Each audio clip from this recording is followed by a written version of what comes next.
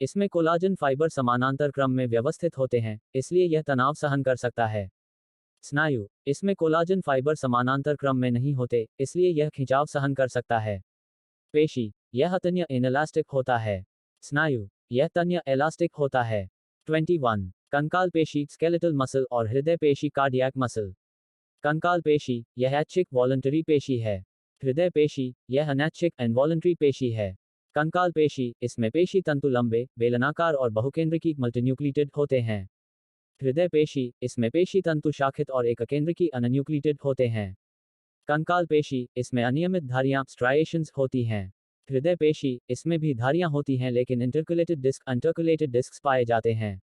कंकाल पेशी, यह शरीर की गति के लिए उत्तरदायी है। हृदय पेशी, यह केवल हृदय में पाई जाती है और रक्त का संचार करती है।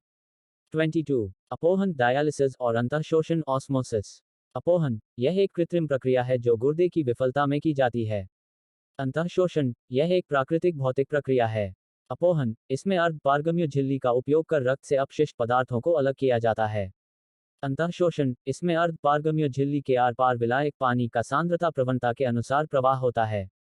अपोहन, इसका उद्देश्य रक्त को शुद्ध करना है। अंतःशोषण, इसका उद्देश्य कोशिका में जल का संतुलन बनाए रखना है। अपोहन, इसमें विलेयक सॉल्यूट का स्थानांतरण होता है। अंतःशोषण, इसमें विलायक सॉल्वेंट का स्थानांतरण होता है। 23. परभक्षण प्रेडेशन और परजीविता पैरासाइटिज्म। परभक्षण, इसमें एक जीव परभक्षी दूसरे जीव शिकार को मारकर खा जाता है।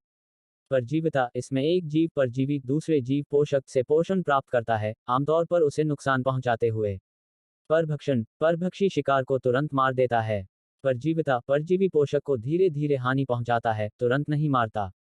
परभक्षण, परभक्षी आकार में शिकार से बड़ा होता है। परजीविता, परजीवी आकार में पोषक से छोटा होता है। परभक्षण, यह खाद्य श्रृंखला को नियंत्रित करता है। परजीविता, यह पोषक के लिए रोग का कारण बन सकता है। 24. पूर्ण रूपांतरण हॉलोमेटाबोलिस और अपूर्ण रूपांतरण हेमोमेटाबोलिस। पूर्ण रूपांतरण, इसमें जीवन चक्र में अंडा, लावा, प्यूपा और वयस्क चरण होते हैं। अपूर्ण रूपांतरण, इसमें जीवन चक्र में अंडा, निम्फ और वयस्क चरण होते हैं। पूर्ण रूपांतरण, लावा और वयस्क के बीच कोई समानता नहीं होती। अपूर्ण रूपांतरण, निम्फ वयस्क के समान दिखता है, लेकिन पंख और जनन अंग विकसित नहीं होते।